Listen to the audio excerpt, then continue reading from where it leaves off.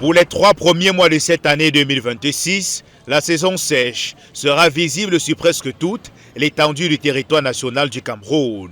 Cette information, déjà connue par une partie de l'opinion publique, est publiée par la direction de la météorologie nationale dans ce document. Il s'agit des prévisions saisonnières des précipitations et anomalies des températures moyennes pour janvier, février et mars 2026. La période concernée, janvier, février, mars, c'est une période d'abord de transition de la saison sèche aux petites saisons pluvieuses, c'est-à-dire vers mars. Et cette période, en général, est caractérisée par les températures élevées et les sèches, la sécheresse. Au-delà de ces éléments, plusieurs faits particuliers sont évoqués, notamment les températures qui vont être au-dessus de la normale sur presque tout le territoire, avec une exception dans la région de l'extrême nord et le long de la côte. Actuellement, nous vivons les températures un peu élevées sur la plupart du territoire national.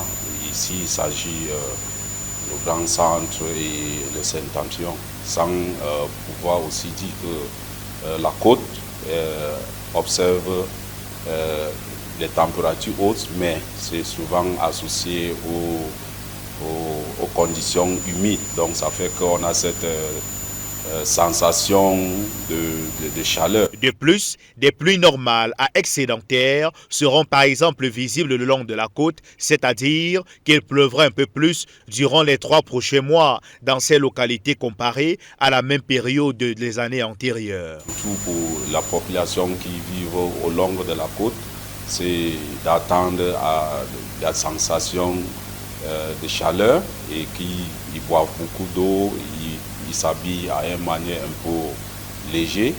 Et les autres parties du Cameroun, là où nous attendons les températures un peu élevées, aussi de porter les habits un peu légers, les casquettes, les lunettes pour protéger les yeux. Dans la majeure partie de la région de l'Est, les pluies seront normales à déficitaires selon le document publié par la direction de la météorologie nationale. Cette situation va entraîner des conséquences sur le terrain. Que les prévisions sont là pour nous aider à nous adapter.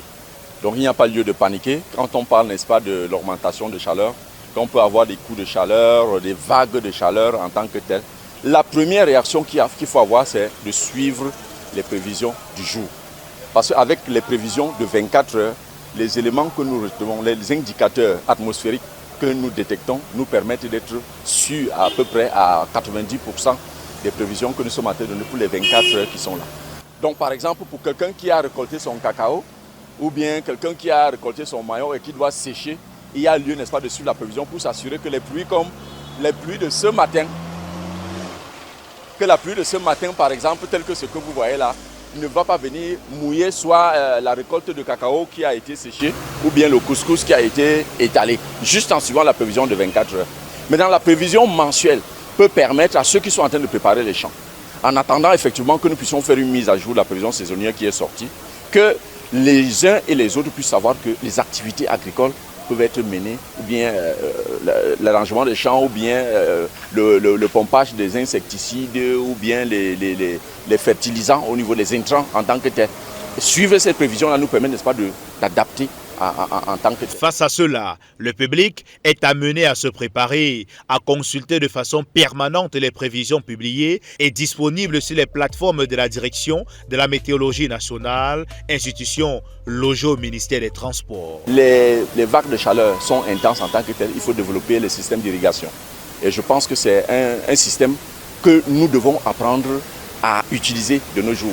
Lorsqu'on nous annonce que la température sera assez forte, et que nous savons par exemple que nous avons planté des laitues, il y a lieu de savoir que nous allons nous donner assez de mal pour arroser ces plantes-là.